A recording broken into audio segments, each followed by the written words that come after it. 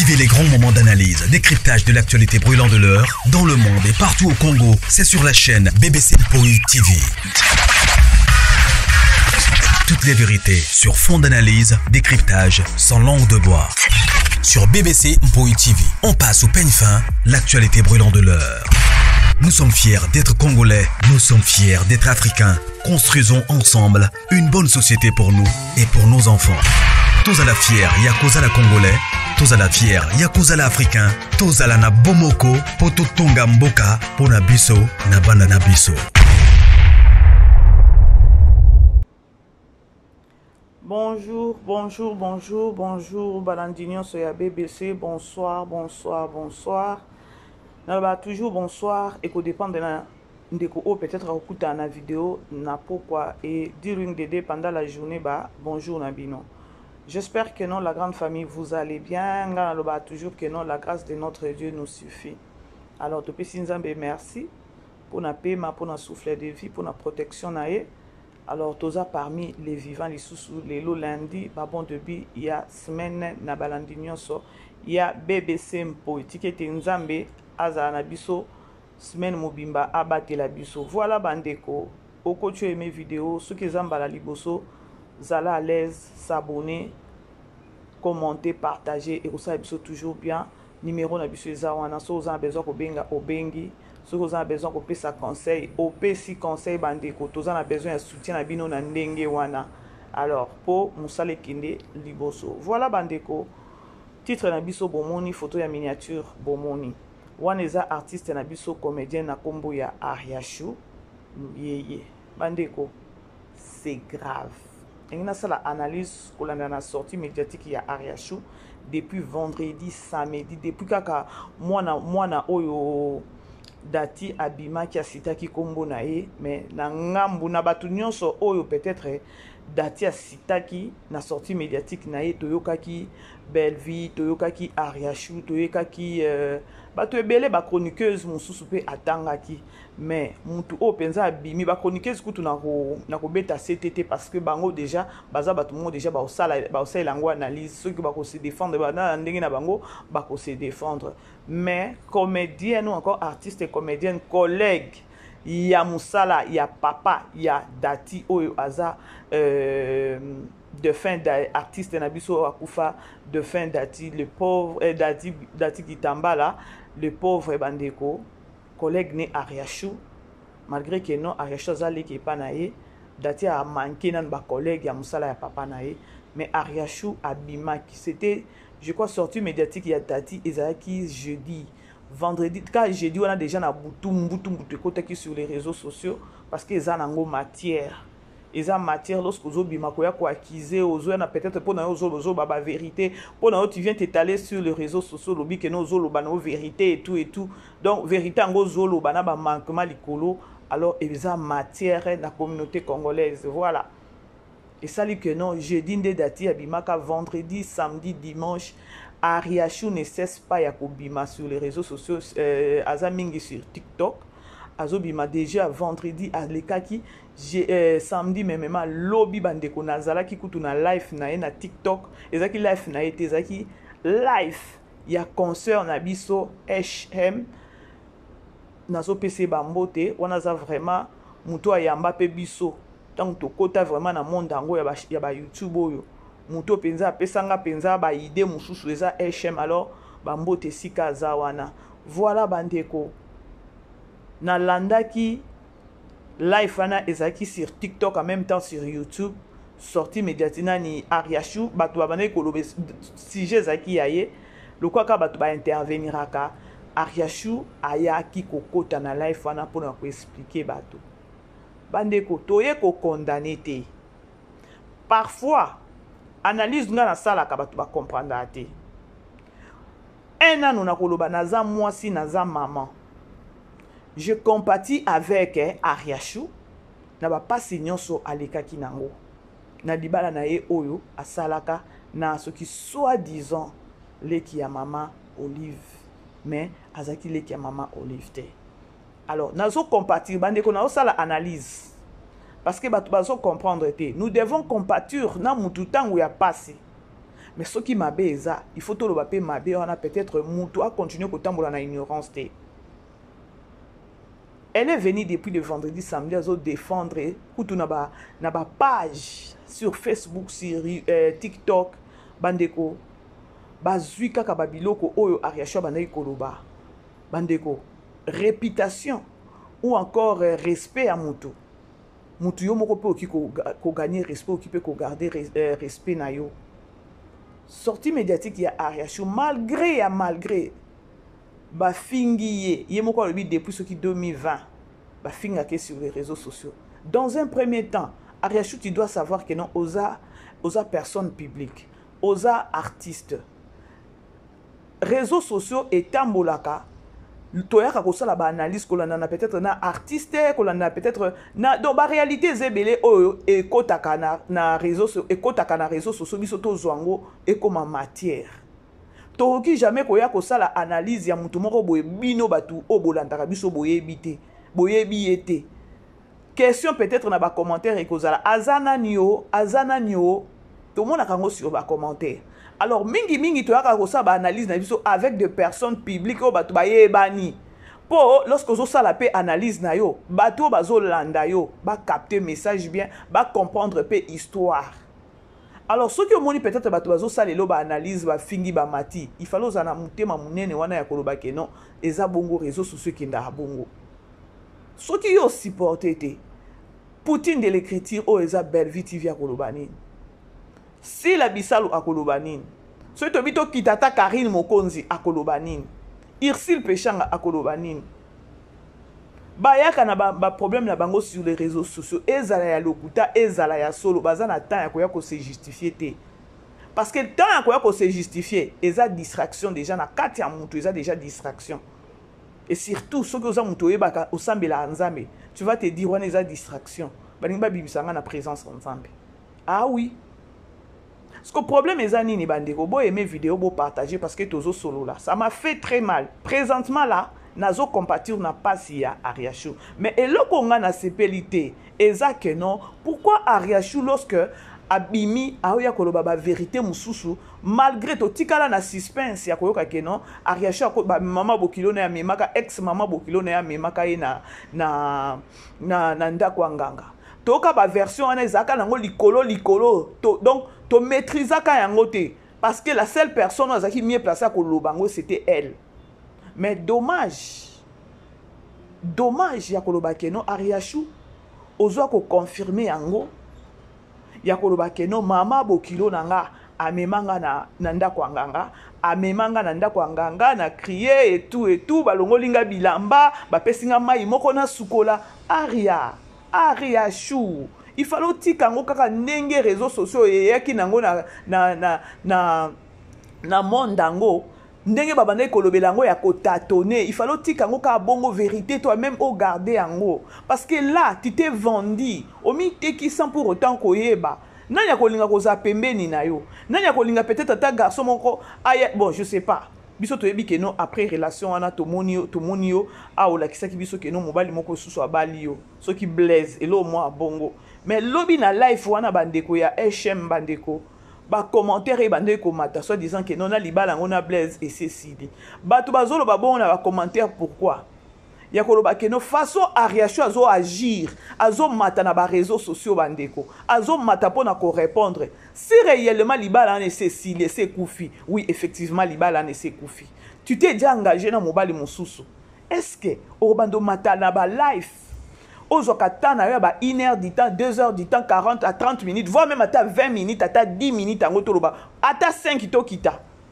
oya ko relater ba tu vraie version ya ndenge ba mema yo na ndako nganga neti ngai BBC nde na zabuye bandeko na opuso sou pembeni na ngate okota na ndako nganga parce que yo ye olobi na o vérité oui tondima o olobi na landaki tout mais natali que non mensonge eza na kati. Lorsque nous avons mensonge, c'est-à-dire que non, ma beza na ngambu ya Ariacho, ma beza pe na ngambu ya ex-belle famille na ye. Mutumala mwazate, mais la façon dont Ariacho zoloba, elle veut seulement condamner. Bandeko, la réalité est zébélée. Beau comprendre. N'est na osale la analyse. Ariacho yo moko ayeko miteka, mobali nini na blaise ango wana. Si réellement vous appelez souka na ye na ndako ango, apesa yo mama moko na sepelaki na ye kutu makasi alobi soki yo oza na mobali no na kati ya ndako mibali yango bino bokendaka kobala biloko oyo ozwa koloba ya ex belle famille na yo omona te keno ekotouche mobali oza na ye présentement elikolo nango na famille ya mobali oza na ye présentement neti ngane naza boye ndeko nanga mobali nayoki deja histoire ya Riachu ndenge alobi ke non nakota na ndako nganga o boye boye munoko pe makasi olingi conseil te mutu nini alinga conseil te hein yo mutu mobimba bazo peso conseil ozoloba na lingi conseil te pour elle alingi ne conseil te tetitese peut-être air moko bandeko babiso nyonso toyeba koloba babiso nyonso tozana ba caractère babiso nyonso tozana ba comportement mais lorsqu'il s'agit ya ba makambo mususu il faut savoir se taire oyo kebele oloba muke oyo kebele oloba muke. C'est comme si Ariacho a commis un problème à Moutou. Bande qu'on a ndenge mabete na loba ki nango ne bandeli que je compatis na ba passion à leka ki nango. Mais eloko nga na sepeli nango te c'est parce que aye koloba vraie version. Ya ndenge ba mema na ndako nganga. Ndenge ba longola e bilamba. Siko tango lobi ba longola e bilamba abandi ko ganga. Biso tozaki na kati wana te. Oh, et c'est pas ça qui n'a qu'à parce que vérité yebi kakaye. Balongo le bilamba. Soit disant ce qui nyoka abenda yo makila. Makambu somo boye. Makambu somo boye mama. Oye pesa ko etalango sur les réseaux sociaux. Batu ba betelo maboko to ndenge nini na communauté na biso oyo. Bako peso kombo batu bako banga yo. Balobaka toute vérité n'est pas bonne à dire mama. Siko belle famille.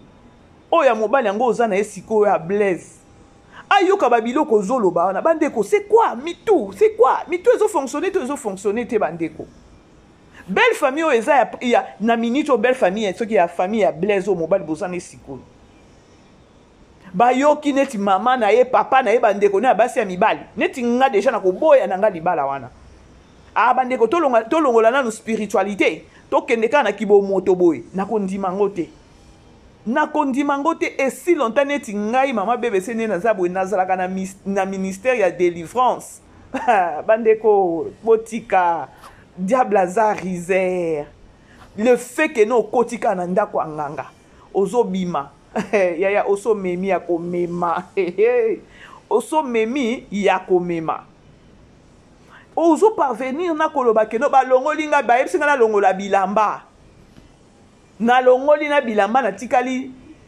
nu liboso mama bokilo mama mobali nanga na tikali ni et puis batindinga na kende ko sukola. C'est trop louche. C'est trop louche. Yango ezalaka mieux koyoka lito nyonso mibale. Netinga ceux qui mobali les qui n'anga alinga bala neti Ariachu ceux na bina boy je vais me poser des questions alobi bien que no balongola ke bilamba mobali asaki na kati nini c'est pas ça qui wana nini parce que ceux qui peut basimba ki ona nzoto te basala ki pe loko moko te bobima ki peut-être na ngangate mais biso ba mususu toza bazo bato on va se dire que awa ba histoire toyoka kakeno banganga balala kana batu banganga balala kabwe banganga balala boy omoni keno ozopesa batu mayele ozopesa batu ba idée ebele na mutu pona bilobela ya lo linga baloba keno akotaka na ndako nganga ya batu kaka balobi me bamoni yote c'est pareil na ndenge batu ba mema likambo sur les réseaux sociaux pona personnalité na yo pona vie na yo pona vie pona réputation pe ya famille na yo ozaki mutu akoya ko relater histoire wana sur les réseaux sociaux te il faut tika ngo kaka ndenge ya na réseaux sociaux malgré zaki bazo tâtonner ba maîtriser histoire bien te il faut tika ngo bongo ndeko na nga ya mwasi lobi okanga batu bandoki na vie na yo parce que batu bako banga yo. Toi, vraiment, au lobela ka ke non, o expliquer ce qui est vrai, yo ndo yebi vérité, yo ko expliquer bat. Mais kobo sanate monde dalelo et comment mutunyo surtout a comment analyste, mutunyo a comment donneur de leçons. Mutunyo azana tane azana na capacité ko sala analyse na ndenge na ye. Mutunyo na minute a ko réfléchir, netinga taka ndenge na kenango. Lorsque tikala kini olongoli bilamba. Ni ne c'est pas ça qui wana. Siko biso to yebi te ka yo moko muto yebi. mais toyebi ke no banganga balalaka na ba client na bango, ba cliente na bango. Après yo oke ko sokola mai wana. Ba telemelaki yo, tango zo sokola mai wana ba telemelaki yo, c'est juste une question. Ba telemelaki yo na porte parce que olobi yango très bien olobi ke non, lorsque na kenda ki kuna bande ko toza bazo bate. Lorsque na ke ko sokola mai na kuti mai kuna na prier. Na prier na lobi Seigneur, mai oyo transforma ngo koma makila na yo. Je ne pense pas que non, lorsque bande ko prier, ceux qui bango bazaki basi ba telemeli wana, balinga ki ba la ou yo o prier les mai wana. Je ne pense pas. Balinga ba autorisé au prier les mai wana avant sokola. Nini siko ezanga ki soki bango batikala ki kuna balaki so. Po yo moko lobi ke non, ndako ezaki munene, toilette salle de bain ezaki kuna na kei na ke ko sukola mai yo ba yesa ngana ke ko sukola. Avant na sukola mai wana na sambeli yango na lobi ke non Seigneur transformer mai na makila na yo. Nini pe ezanga ki yo nengo zaki wana omoni mai wana osopi yango kaka ya ko sopa mais osopeli yango na nzoto to osopi parce qu'il y avait personne dehors. Ba telemela ki ote tango kenai ko sukola. Mais non, et ça juste que non, non la ki sabatu que non, est-ce que Ariachu fallait ya koloba babiloko wana? Botala ndenge na kena bino, botala analyse na osala. Na ozongisa ka bino na makambo o Ariachu alobaki. Alors ki très bien que non, akenai na salle de bain ke ko sukola. Asambeli mai wana. Or kuna place azaki na bango, abandai ko crier bakangisa ki munoko. Siko lorsque alongoli bilamba kende ko sukola ake ko sukola koti na douche a prier les mai wana mais ngai kutu na o prier les mai wana te na ko kutu mai na ko kosa kaka na sai nini na nini yango na sopi yango soki eza na baignoire na sopi soki eza na douche na sopi soki robinet eza na kati na zui mai na robinet na mipangu si ka na nzoto bango baye baka na misopela ki mai mais non. La grande famille, tozo solo la, toza pe ba zobate, lorsque bozo ya bo memedi ba to makambu, to vandi pe to lobi non eza ya solo, non, non. Yangwana tozo lo ba ke non, ma beza partagé na ngambo Ariachu, na ngambo ex belle famille na yi. Toza ba zobate. Toza ba zobate. C'était par rapport à quoi pe batino keneko sukola. C'était par rapport à quoi? Après Mayano Sokoli, nde salinini eke ko bebi sanga ba rein. Est-ce que ça a de sens? Ndoki soki alinga bebi so ba rein, a osala ngo spirituellement malamo omondi kaka. To mona batu ba obela ba maladie ba rein awa, maladie kaka ya kindoki. Et lobi atande ko moko mwasi alobi ke non, wala zaki nganga te, zaki ne frapper parce que bazalaka. Po balia ye mbongo basenga ke $12,000. Ya bimisa ki $2,000. Après mobali na ya bengi autorisé bango ke non botika e. Eza ndeko mwasi moko asaki intervention alobi ke non te wana zaki nganga te azaki ne mutu moko azaki frapper. Parce que c'est louche. C'est louche bandeko. C'est louche likambo na oloba. Ariachu il fallait pas. Au pesi matière ba tutoko développer ngona ndenge belé tanenga ngana développer déjà. Tanga ndenge na développer pourtant okene kokota ko sukola. Ngaku nozana tanku to ko sambela mai wana te mala moko na sopi yango kaka soki na douche na sopi soki pe na nini na sopi. Mais non, pourquoi boye Ariachu? Valera mwasi kozala wapi kozana milia bato ebe wana ba memaka na ndako nganga. Wana batika ka silipi ni atike nani bazwa silipi na ndako nganga. Wana boye avec tes propres donc na munoko no moko omiteki. Balobaka toute vérité n'est pas bonne à dire. Famille oso koti na minute oyo. Façon pozo lobelela ngo, façon pozo lobelela yango ya. Ozo bosa na keno tu as une belle famille, oza na belle famille. Bandeko oza pembeni Ariachu, bosunga pe Ariachu. Bosunga Ariachu, na lobaki ne bandeli. J'aime la fille, na lingaka Ariachu. Mais la façon dont elle se comporte, façon conscience, il y a réflexion na ye, c'est tout autre. Alors batubo baza pembeni na ye bosunga ye. Asi alobi esili ba page basi bazui bazo tchaba ba makambo banganga sili pe balongola kinga bilamba na kele ko sokola mai ba binie $2,000 ba makambo to ko bibisi ba makambo moko boye. Na kongolo ko nyatela wapi siko. Na mobali yango oyo vandi ne soki eza ya solo po balobi libala yango pe kufi. Na mobali yango soko bono kaka démon. Soki siko pe nganga wana zaki ne ya frappe. Bango basala ki plan wana poka ba bendo balar. Soki pa zaki ya frappe. Et là, comment on peut faire comme la qui na vie. Mais tala ndenge yo moko miteki. Tala ndenge yo moko miteki. Eh! Ce qui peut ça ya solo, ma chère.